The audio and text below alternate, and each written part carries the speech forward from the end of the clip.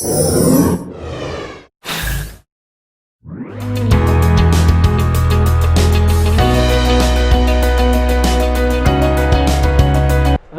to Narangle Academy, Bhagyanagar, Nanded. Myself, Professor Sai Kiran Salgare. I have completed MSc B.Ed GATE, in physics. So today we are going to start an important part of our physics, that is the introduction of physics. जैसे कि आपको मालूम है कि physics मतलब tension आता है, right?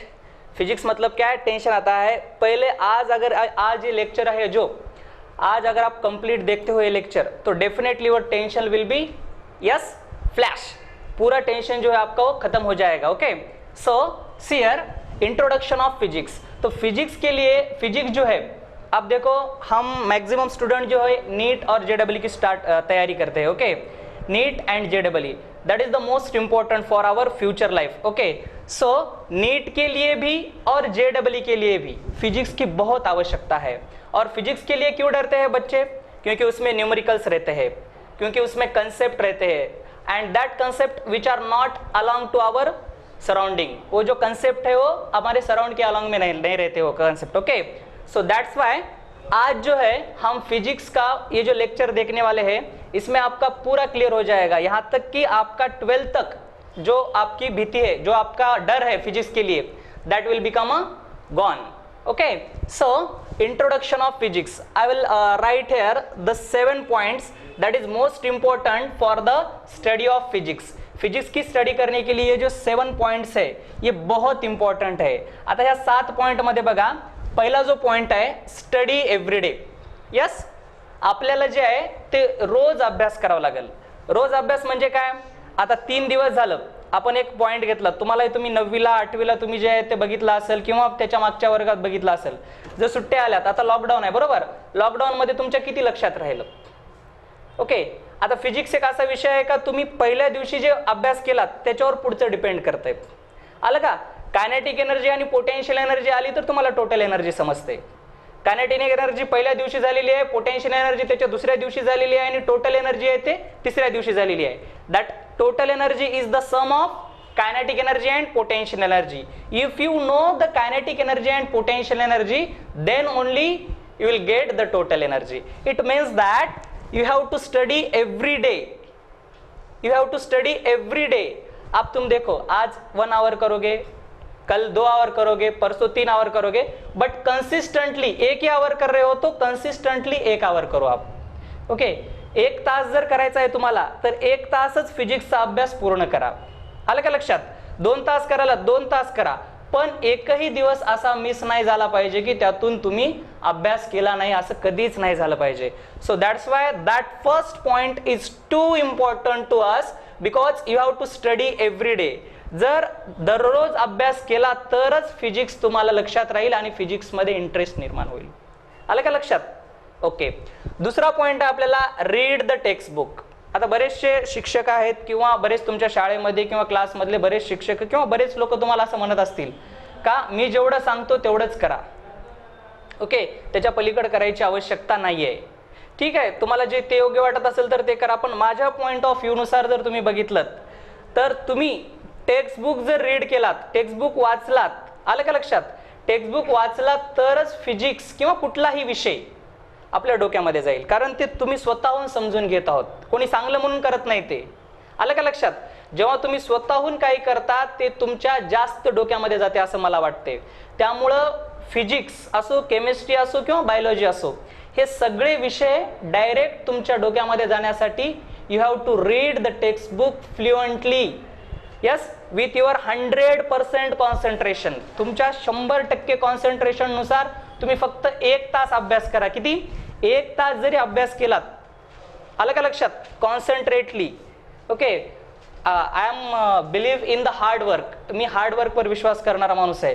त्यामुळं तुम्ही जर हार्ड वर्कली कॉन्सन्ट्रेटली 1 तास वाचलात, त्यामध्ये तुम्ही 10 पेज वाचले, पहिल्या दिवशी तुम्हाला 8 पेज लक्षात राहिले किंवा 2 पेज लक्षात राहिले, असं वाढत वाढत वाढत वाढत तुमचं 50% 60%, आणि एक दिवस असा येईल का तुम्हाला जर पुस्तकातून तुम्ही अभ्यास करत गेलात तर 100% जेवढं तुम्ही वाचलत तेवढं लक्षात येईल. तुम्हाला समोर उदाहरण आहेत.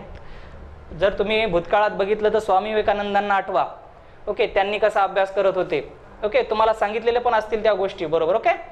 तर अशा पद्धतीनं जर तुम्ही गेलात, you will get definitely success by reading the book. So read the book.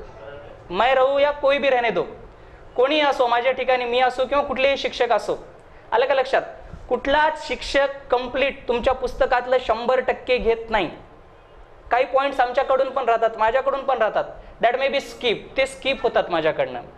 पण जेव्हा तुम्ही बुक वाचाल, लक्षात घ्या, बुक वाचणं म्हणजे काय, एक सलगरे सर किंवा कोणी एकटा माणूस तो बुक काढत नाही. त्यासाठी बल्कमध्ये लोक असतात. यस, खूप मोठ्या प्रमाणामध्ये लोक, 2, 3, 4, 5 असे जे बल्कमध्ये लोक मिळून त्या ठिकाणी एक बुक डिझाईन होते. आलं का लक्षात. म्हणजे बऱ्याच जणांच्या डोक्याचा वापर करून तिथं बुक डेव्हलप झालेला असते. त्यामुळं टेक्स्टबुक जर तुम्ही रीड केलात तर डेफिनेटली मी तुम्हाला सांगेल की तुमचं फिजिक्स असो, केमिस्ट्री असो का बायो असो, या तिन्ही विषयासाठी कॉमन आहे आपल्याकडे. जर टेक्स्टबुक रीड केलात तुम्ही तर डेफिनेटली काय होईल, तुम्हाला तिथं त्या ठिकाणी लक्षात येईल की कन्सेप्ट काय आहे. आम्ही जे आहोत ते डायरेक्टर आहोत, तुम्हाला डायरेक्शन देणारे. त्या पुस्तकातलं तुम्हाला जर काही नाही समजलं तर तुम्ही मला काय म्हणतो आपण डाऊट्स विचारू शकता किंवा मॅक्झिमम गोष्टी तुम्हाला लक्षात येतील. आलं का लक्षात. आता आपला तिसरा पॉईंट आहे, आपण तिसऱ्या पॉईंटकडे जाऊ. Yes, see that, read the textbook before the class. Okay, read the textbook before the class. जसं आता तुम्ही बघितले काही डिबेट्स असतात, लक्षात आलं. काही डिबेट्स असे आहेत की त्या डिबेट्सबद्दल तुम्हाला काही माहितीच नाही. लक्षात आलं का. मी आता ग्रॅव्हिटेशन चॅप्टर घेणार आहे तुम्हाला. ग्रॅव्हिटेशन म्हणजे काय, ॲक्सेलरेशन ड्यू टू ग्रॅव्हिटी म्हणजे काय, ॲक्सेलरेशन म्हणजे काय, ह्या गोष्टी थोडं जर तुम्हाला माहीत असेल, आलं का लक्षात, थोडं जर तुम्हाला माहीत असेल तर काय होईल, you will get the more interest. तुम्हाला त्या ठिकाणी मोठा इंटरेस्ट निर्माण होईल, जे की तुम्ही न वाचता आला आणि वाचून आलात, या दोघांमध्ये एवढाच फरक आहे की तुम्ही त्याच्यामध्ये इन्क्लूड असाल. आता जर समजा आपण ऑनलाईन टीचिंग करायलो, बरोबर, ऑनलाईन टीचिंग करते वेळेस आपण आता समजा ग्रॅव्हिटेशनची डेफिनेशन करायलो किंवा ग्रॅव्हिटेशनचा लॉ बघायलो. ओके, काय ग्रॅव्हिटेशनचा law, every particle of matter attracts every other particle of matter. Every particle of matter attracts every other particle of matter by a force. Right. आता हे जे मी म्हणत आहे, बरोबर, आता तुम्हाला आपल्याला घ्यायचंच आहे. हे म्हणल्यानंतर जेव्हा तुम्ही क्लासमध्ये होतात, काय होते क्लासमध्ये, मी जेव्हा म्हणतो त्यावेळेस तुम्ही पण माझ्यासोबत म्हणता. आलं का लक्षात. तर त्याच पद्धतीनं तुम्ही बोलायचा प्रयत्न करा. ओके, हसलं तरी हरकत नाही, कोणी बोलायचा प्रयत्न करा. जेव्हा सर शिकवत आहेत तुम्हाला त्यांच्यामध्ये इन्क्लूड व्हायचा प्रयत्न करा. शांत बसलं का डोकं दुसरीकडे जाते. लक्षात आलं तुमच्या. त्यामुळे read the books, textbook before the class. क्लासच्या अगोदर एक वेळेस तुम्ही जर रीड केलात, जे पॉईंट्स घेणार आहेत सर, त्या पॉईंट्सचा जर तुम्ही अभ्यास केलात तर त्या ठिकाणी खूप खूप खूप बेनिफिट होईल तुम्हाला. फिजिक्ससाठी तरी खूप बेनिफिट होईल. आलं लक्षात. तिसरा, अटेंड द क्लास ॲक्टिव्हली. जे मी आत्ता म्हटलं तुम्हाला की ॲक्टिव्हली कसा क्लास अटेंड करायचा. मी काय म्हटलं, जेव्हा आता मी सांगतोय काय, every particle of matter attracts every other particle of matter by a force. हे काय सांगायलेत सर, हे काय, that is what is that. If you present in our class concentrately, then definitely you will get that concept. What I said, attend the class actively. If you attend the class actively, it means that you will with sir. तुम्ही जेव्हा sir सोबत आहोत, काय सांगितलं मी, every particle of matter attracts every other particle of matter by a force, right? This is the force. ये particle attract हो रहा है फोर्स की तरफ से, ये फोर्स की वजह से. So that is the attention of your class. मतलब वहां पे जो हो रहा है वो आपके दिमाग में आना चाहिए. यस, क्या हो रहा है वो, ये पार्टिकल यहाँ पे जा रहा है, राइट, ये पार्टिकल यहाँ पे जा रहा है, ये आपके दिमाग में आना चाहिए. इट मीन्स दैट वो आपके सामने इमेजिन होना चाहिए. इमेजिन होने के बाद ही आपको समझ में आएगा. Are you getting my points. That is the best way to attend the class actively. Okay, next, solved examples.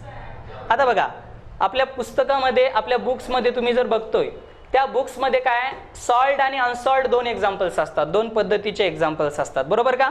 Solved example म्हणजे काय, तुम्ही काय करतो, मॅक्झिमम, सगळेच म्हणत नाही मी, मॅक्झिमम लोक काय करतात का, सॉल्व्ड क्वेश्चन बघलात आणि आन्सर बघतो आपण त्याचं. आलं का लक्षात. सॉल्व्ड क्वेश्चन बघतो आणि आन्सर बघतो आणि लगेच आपण सांगतो की ते लक्षात आलं. पण माझं म्हणणं काय लक्षात आलं का तुमच्या? यस, ते सॉल्व करा तुम्ही. Yes, if you solve the solved example, that is beneficial for your unsolved example और अननोन एक्झाम्पल. जर तुम्ही सॉल्व्ड एक्झाम्पल सॉल्व केले तर तुम्हाला लक्षात आलं का मी काय सांगतोय? तर तुम्हाला काय होईल? अनसॉल्व्ड एक्झाम्पल सॉल्व करण्यासाठी हे होईल. आणि तर तुम्ही बघून सोडून दिलात त्याला तर ते तेवढं युजफुल नाही होणार तुमच्यासाठी. मी पहिलेही तुम्हाला सांगितलेलं आहे, आता क्लासच्या स्टार्टिंगला काय सांगितलेलं आहे? What I said? Yes yes, काय सांगितलं मी? आठवा. Read the textbook, read the textbook before the class, attend the class regularly. ह्या सगळ्या गोष्टी सांगते वेळेस मी असं सांगितलंय तुम्हाला की तुम्ही क्लासमध्ये इन्क्लूड आहात. ओलाटाईल नाही झालं पाहिजे तुमचं नॉलेज. तुमचं नॉलेज जे आहे ते तुमचं जे फॉर्म्युला आहे, तुमची जी ग्रास्पिंग आहे ती हार्ड वर्कनं वाढत असते. आणि तुम्ही बघून सोडून दिलात, that is not your hard work. If you do manually, that is your hard work. तुम्ही जर मॅन्युअली केलात, त्याला प्रॉब्लेम सॉल्व केलात, that is your hard work. And I am confident with that boy or girl which is with a hard work. जे hard work सोबत आहेत त्यांच्यासोबत मी आहे. माझं तरी वैयक्तिक असं मत आहे की hard work is the best and hard worker is the best.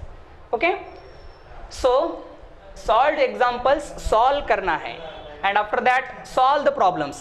If you know the concept, that is F is equals to gmm by r square. आता पण ग्रॅव्हिटेशनल फोर्स बघितलो, gmm by r square.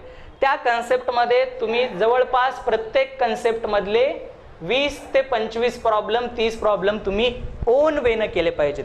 वेगवेगळ्या बुक्समधले जे तुम्हाला सांगितलं मी, read the textbook, ह्या याच्यानुसार तुम्ही सॉल्व केले पाहिजे. एका कन्सेप्टवर 25 प्रॉब्लेम. तुम्ही नीट किंवा JEEचा तुम्ही पेपर बघा, काय एका कन्सेप्टवर तुम्ही जर 25 प्रकारचे प्रॉब्लेम केलेत तर दुसरा कुठलाच प्रॉब्लेम नसते त्यांना विचारण्यासारखा. 25 प्रॉब्लेम झाले म्हणजे तुम्ही कॉन्फिडंट झालात की तुम्ही जे नीटला येणारा प्रश्न आहे किंवा JEEला येणारा प्रश्न आहे ते तुम्ही डेफिनेटली सॉल्व करू शकतो. आलं का लक्षात? आणि आपल्याकडे शेवटचा पॉईंट आहे हेल्प. आता हेल्प कुणाची घ्यायची? आता समजा इथं सर आहेत, सरला तुम्ही हेल्प विचारू शकता. एखाद्या वेळेस सर अवेलेबल नाही आहेत. आता तुम्ही ऑनलाईन बघायलात म्हणजे तुमच्याकडे अँड्रॉइड मोबाईल आहे, बरोबर का? अँड्रॉइड मोबाईलवर गेमच्या नंतर पण काही गोष्टी असतात. Okay, that is the internet. इंटरनेटवर तुम्ही टाकून बघू शकता त्याची माहिती जर तुम्हाला कळलं नाही. आणि ती माहिती घेतल्यानंतर जेवढं तुमच्या लक्षात येईल तेवढं असं नाही लक्षात येणार, कारण तुम्हाला त्या गोष्टीची उत्सुकता लागलेली असते. ते समजून घेण्याची तुम्हाला आवड निर्माण झालेली असते, इंटरेस्ट निर्माण झालेला असतो.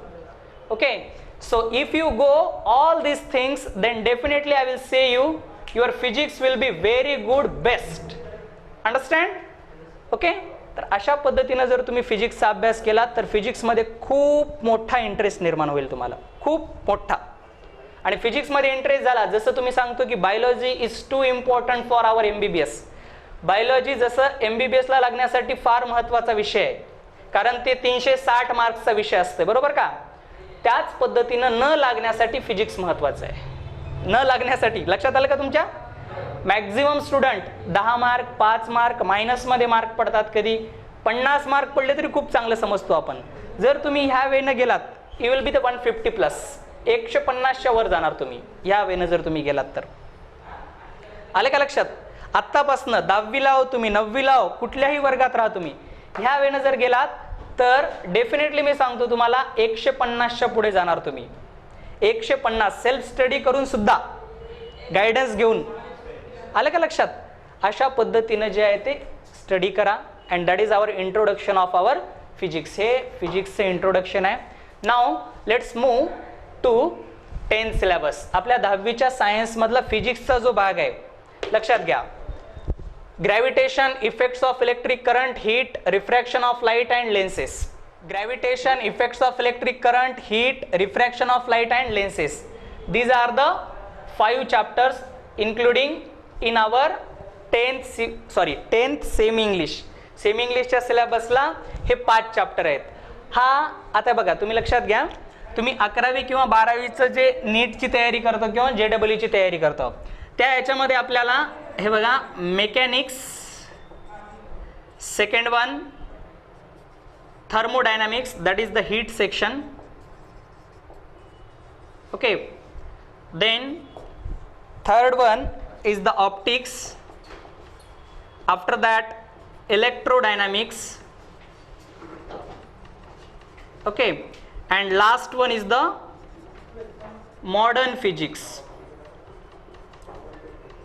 These are the 5 sections which we have to secure in our NEET exam. आपल्या नीट एक्झामच्या अभ्यास करते वेळेस, आपल्याला नीट एक्झामचा अभ्यास करते वेळेस किंवा JEE एक्झामचा अभ्यास करते वेळेस 12thला 11th आणि 12th साठी हे चॅप्टर आहेत, म्हणजे हे सेक्शन आहेत, 5 सेक्शन. मेकॅनिक्स आणि हीट सेक्शन जे आहे तो 11वीला आहे. This is for 11th class and this one are the 12th class. हे 12वीच्या सिलेबसला आहेत आणि हे 11वीच्या सिलेबसला आहेत.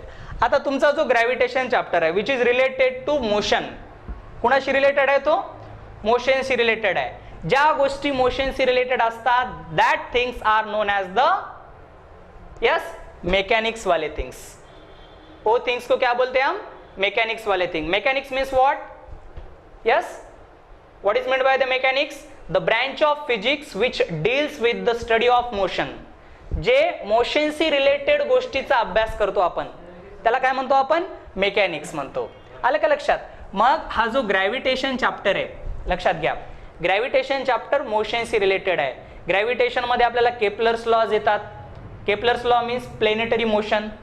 Okay, after that critical velocity, escape velocity, all these are the things which are related to motion. It means that is the part of mechanics. हे मेकॅनिक्सच्या पार्टमध्ये येते. आणि नीटला हा चॅप्टर जशाच तसा आहे. तुम्हाला आता जर तुम्ही या चॅप्टरचा व्यवस्थित अभ्यास केलात तर नीटसाठी लक्षात घ्या 2 to 3 क्वेश्चन्स, नीटला 2 ते 3 क्वेश्चन ह्या ग्रॅव्हिटेशन चॅप्टर मधून असतात. किती? 2 to 3 क्वेश्चन्स. आणि JEEचा जर तुम्ही बघितलात तर JEEला यावर 2 क्वेश्चन हमखास विचारलेले असतात. ओके, JEEला 2 क्वेश्चन हमखास विचारलेले असतात. त्याच्यामध्ये मेकॅनिक्सचा भाग आहे हा, जे की 11वी 12वीला तुम्हाला आहे. आणि आत्ताच आपण जे इथं घेणार आहोत नरंगले अकॅडमीमध्ये, जे आपण घेणार आहोत आत्ता, त्या नरंगले अकॅडमीमध्ये ग्रॅव्हिटेशन चॅप्टर जो आहे तो 11वी 12वीच्या लेवलला घेणार आहोत. आपण 10चं तर घेणारच आहोत. 11वी 12वीचे तुमचे जे नीटचे 2 किंवा 3 क्वेश्चन आहेत ते कशा पद्धतीनं सॉल्व्ह करता येतील, आपल्याला ते कसे मिळवता येतील, त्याच पद्धतीनं आपण हा चॅप्टर घेणार आहोत इथं. आलं का लक्षात? याचा पुढचा जो लेक्चर आहे आपल्याला, त्या लेक्चरमध्ये डेफिनेटली आपल्याला ग्रॅव्हिटेशनच राहील चॅप्टर. आणि त्यामध्ये आपण 2 ते 3 क्वेश्चन्स कसे सॉल्व्ह करू नीटचे किंवा JEEचे 2 क्वेश्चन कसे सॉल्व्ह करता येतील त्याच पद्धतीनं जाणार आहोत आपण. Basic with advance level, basic पासून ॲडव्हान्स लेवल पर्यंत आपण पूर्ण जाणार आहोत. प्रत्येक विद्यार्थ्याला समजेल या पद्धतीनं आपण जाणार आहोत. आलं का लक्षात? दुसरा आहे आपला effects of electric current. What is that? Effects of electric current. Electric लक्षात घ्या मी काय म्हणतोय. Electric which is related to electrodynamics. कोणाशी रिलेटेड आहे तो? इलेक्ट्रोडायनामिक्सशी रिलेटेड आहे. लक्षात आलं का तुमच्या? इलेक्ट्रोडायनामिक्स. आणि ह्याचे जे भाग आहेत effects of electric current, current electricity जो चॅप्टर आहे दॅट चॅप्टर, करंट इलेक्ट्रिसिटी, त्यामध्ये पुन्हा magnetic effect, yes electric effect, ह्या गोष्टी तुम्हाला येणार आहेत. तर हा इंट्रोडक्टरी पार्ट आहे 12th साठी. 12वीच्या वर्गामध्ये हा चॅप्टर राहणार आहे. बघा इलेक्ट्रोडायनामिक्स सेक्शन कुठल्याला आहे? 12th साठी आहे. आणि इफेक्ट्स ऑफ इलेक्ट्रिक करंट आपल्याला 12thला येईल. आणि 12th मध्ये बघा याला नीटसाठी जे आहे, लक्षात घ्या, नीटसाठी 2 क्वेश्चन असतात आणि JEE साठी सुद्धा 2 क्वेश्चन असतात. नीट आणि JEE इक्वॅलेंट चॅप्टर आहे. करंट इलेक्ट्रिसिटी हा चॅप्टर येईल आपल्याला. आलं का लक्षात? ह्याच पद्धतीनं आपल्याला जायचं आहे. त्यानंतर हीट सेक्शन. हीट सेक्शन जे आहे ते आपल्याला 11th क्लासला आहे. 11th क्लासला कुठल्या सेक्शनमध्ये? हीट सेक्शनमध्ये. पूर्ण सेक्शनच आहे हा चॅप्टर. म्हणजे हीट सेक्शन जे आहे ते 5 क्वेश्चनचा सेक्शन आहे. आलं का लक्षात? त्याच्यामध्ये 2 चॅप्टर येतात, थर्मल प्रॉपर्टीज ऑफ मॅटर आणि थर्मोडायनामिक्स, हे 2 चॅप्टर आहेत त्याच्यामध्ये. आलं का लक्षात? एक क्वेश्चन म्हणजे एका चॅप्टरवर 3 क्वेश्चन विचारतात, एका चॅप्टरवर 2 क्वेश्चन विचारतात. त्याचं बेसिक जे आहे नीटचं, लक्षात घ्या, त्याचं जे बेसिक आहे ते आपण इथून घेणार आहोत. त्याचे 5 क्वेश्चन आहेत आणि JEEला त्याला 3 क्वेश्चन विचारतात. किती? JEE साठी 3 क्वेश्चन आणि नीटसाठी 5 क्वेश्चन हीट सेक्शनवर, पूर्ण हीट सेक्शनवर. लक्षात आलं का? फक्त 2 चॅप्टर. कुठले? Thermal properties of matter and thermodynamics. Are you getting my points? That is very important to us. If you know this heat, अगर आपको 10th की हीट मालूम है तभी आपको ये वाली हीट समझ में आएगी, अदरवाइज कुछ भी नहीं समझ में आएगा, क्योंकि वहां पे आप ब्लाइंड हो जाओगे. बाद में 10th से कोई पढ़ाने वाला नहीं रहता, वहां पे डायरेक्ट 11th 12th का लेते हैं. आया समझ में? तो हम ट्राई करेंगे कि ये जो नीट के 5 क्वेश्चन है इसमें से 2-3 क्वेश्चन यहाँ पे कवर हो जाए.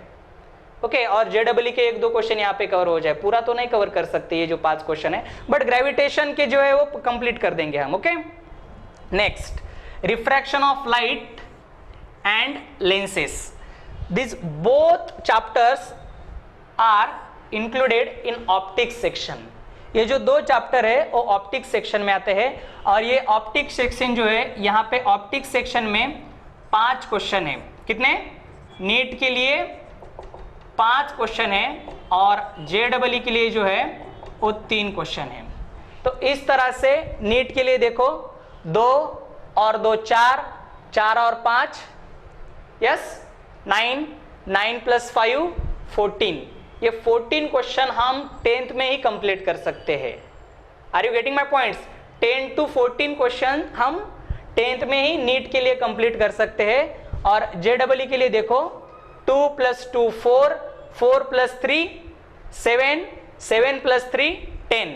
It means that 8 to 10 question JW के लिए और 10 to 14 क्वेश्चन नीट के लिए हम 10th में ही कंप्लीट कर सकते हैं.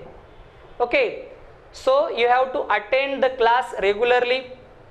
हर रोज आपको क्लास अटेंड करना पड़ेगा. After that you have to do the homework whatever I said. Okay, जो कोई भी मैं बोलने वाला हूँ होमवर्क वो आपको रेगुलर करना पड़ेगा. नोट्स निकालने पड़ेंगे, मेरी हेल्प लेनी पड़ेगी, इंटरनेट की हेल्प लेनी पड़ेगी. You have to read the book before the class, you have to attend the class concentrately, and all these things are very important to us, and then you will get the physics very fluently. Are you getting my points? Okay, thank you.